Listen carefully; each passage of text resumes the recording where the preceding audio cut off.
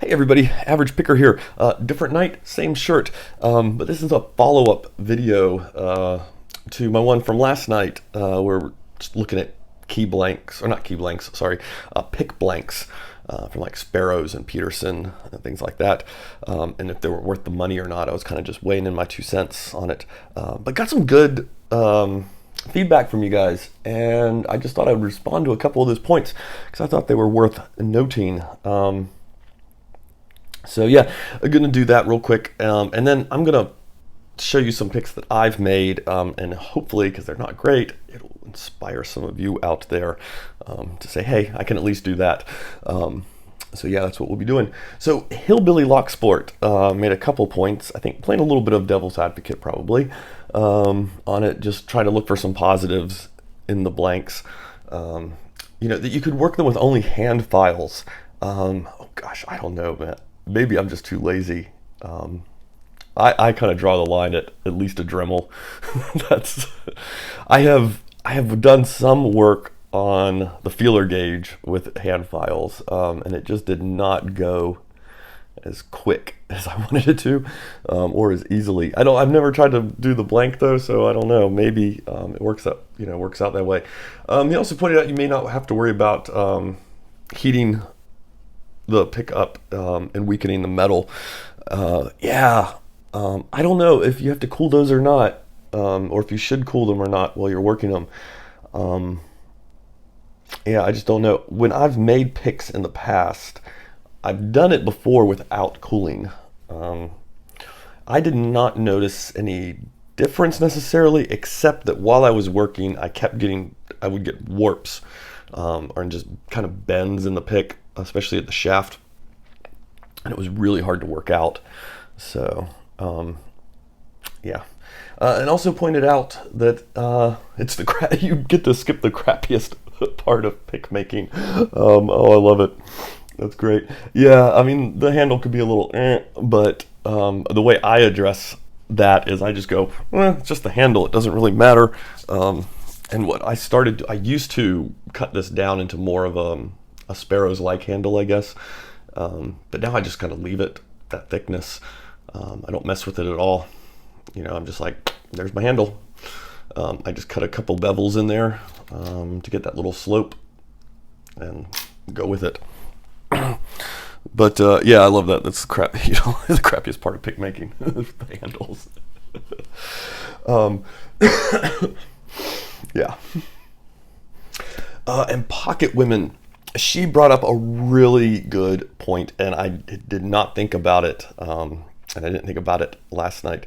But yeah, so for her, she has issues with her hands, and a lot of people do, in all different versions. I mean, it could be a lack of grip strength, it could be arthritis, it could just be you have big hands, right? And you don't find the standard handles very comfortable. So yeah, I mean, there's all sorts of things in there. So what she was saying was, for her, she has to worry about the handle, right? In picking it, it wears her hands out. So having that already shaped is something to work with, I guess, and build up and put like custom handles and stuff on is a benefit. But it's also less work for her, like, because she doesn't have to worry about getting in there and shaping and doing anything concerning most of the pick. It's that blank has eliminated, probably 75% of the work, since you've got most of the shank and everything and the shaft in there. That's eliminated a lot of work. So yeah, sorry, I didn't think about that. And especially, in Locksport, and Locksport's very niche, and it's mainstream, just out there wise. It's hard enough to find accommodations for whatever conditions or something you might have that you're trying to work with, and especially you get into something niche like Locksport is. No one's really got you on their mind, right? No one's looking out for you. You have to kind of come up with solutions yourself and work and build those solutions to match your needs. That's very real, kind of unfortunate. That's the way it is. But I thought that was a really excellent point. I completely get it. I still think $4 is a little steep, and I kind of hate that it does inadvertently work for what you're saying, Pocket Women. I don't think that's what they had in mind. I don't think when Sparrows and Peterson introduced blanks, they were thinking about that. I think it's an accident, and I think it sucks that you have to pay a little bit extra to get that, if that makes sense. You know what I mean?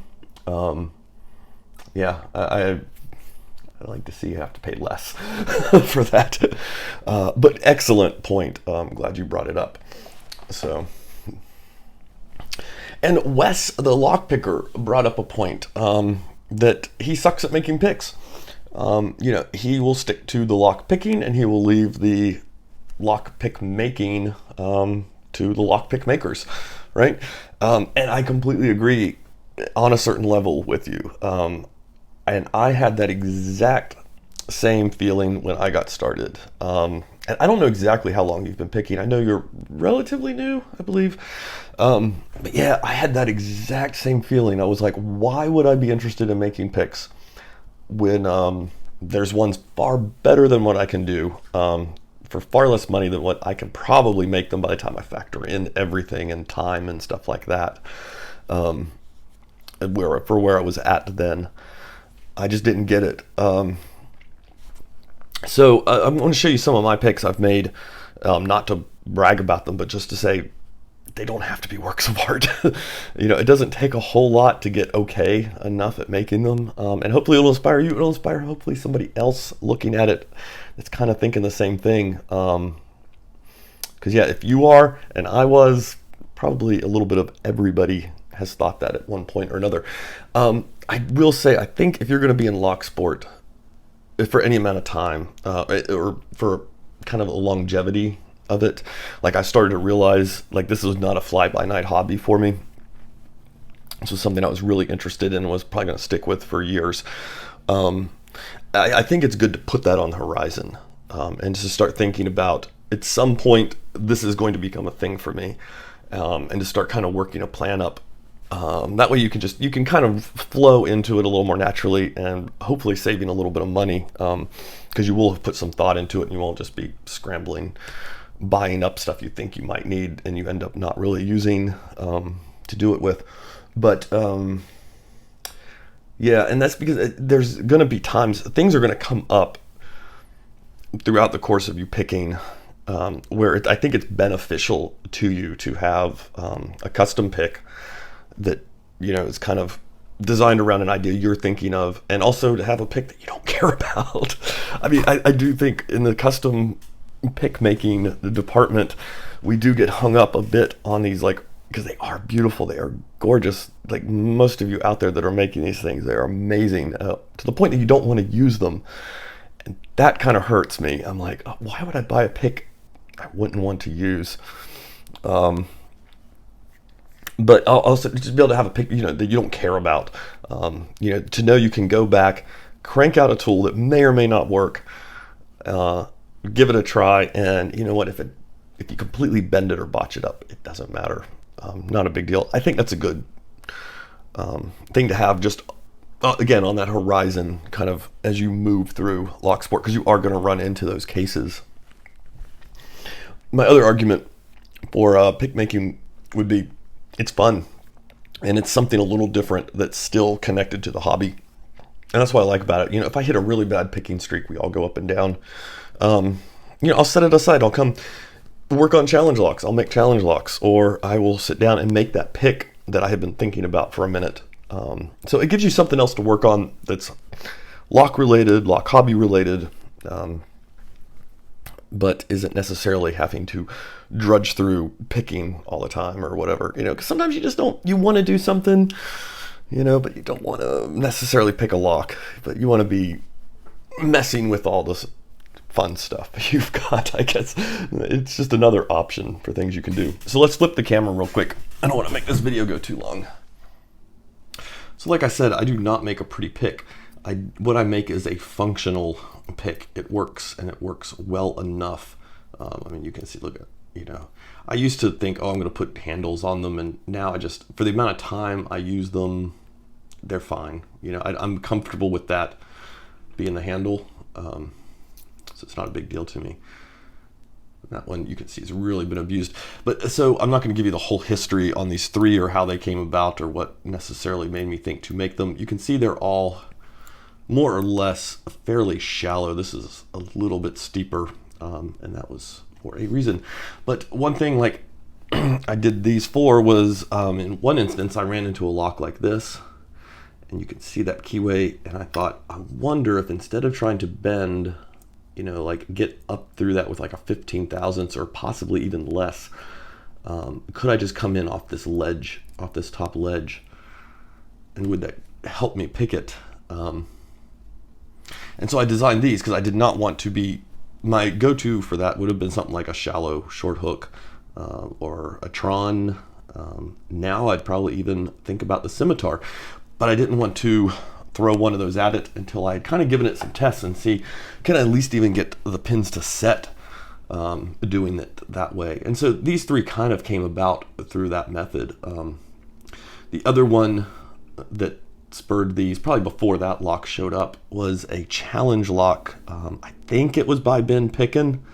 I think it's called Unpickable, and it had basically a metal plate that was inserted halfway through that protected the fifth, fourth, and like maybe third half of the third pins. I think that's what it was. It may have been a 6-pinner, so it may have been, it definitely covered the last 2 pins. And so these were kind of designed, I was trying to come up with a elegant method to pick that lock with that wasn't like Fast Charlie's where he just brute forced his way through it. And so these were somewhat done to try to just, when they would hit that metal plate, to be able to rise up over that plate without having to fight the pick to do it. And they got quite the workout in the process. So these were 2 others that I had made. You can see they're fairly similar. One's just a little bit longer than the other, and I didn't make it quite as steep. And that's because I had gotten this guy kind of by accident. I did not realize, let me flip it around so you can see the name. I did not realize when I ordered it quite what I was getting, but you could see the length of that key, right? And so you've got to be able to get a pick all the way through this lock. And one of these I just eyeballed and did it, and one I measured up a little more intentionally and did it. So yeah, this one doesn't quite reach. It's this one that's the good one. But you know, you're going to run into something like this where there's really nothing on the market, you know, and it's going to sit in your case and it's going to bug the crap out of you, and you're going to go, God, I just want to pick with a really long shaft. And you could take one of your existing ones and grind it, you know, down or whatever, and you know, to make it longer if you really wanted to go that route. But why? You know, when you can pick up some feeler gauge and knock out a few to do some tests with, you know, and see where that gets you. I am kind of a fan of, you know, the picks I buy, just leaving them alone as opposed to modifying them. I would rather go the other route and make a pick using the same profile and then do the modification rather than just modifying one that I've paid money for. So these are just some other ones. You can see they're all in 0.02 and 0.015. So, and it's kind of neat. I forgot I kind of made this guy a while back, and that kind of fits that profile of that LawLock tool that I used to pick that ASA with. It's got that kind of glide swoop to it, but a bit more of a tip instead of just being finished off like the Sparrow's glides are. A little closer to a short hook there. Yeah. You know, they're not works of art, but they are functional. They do work, and if for nothing else, they work well enough to give me an idea that I'm on the right track or I'm on a completely wrong track.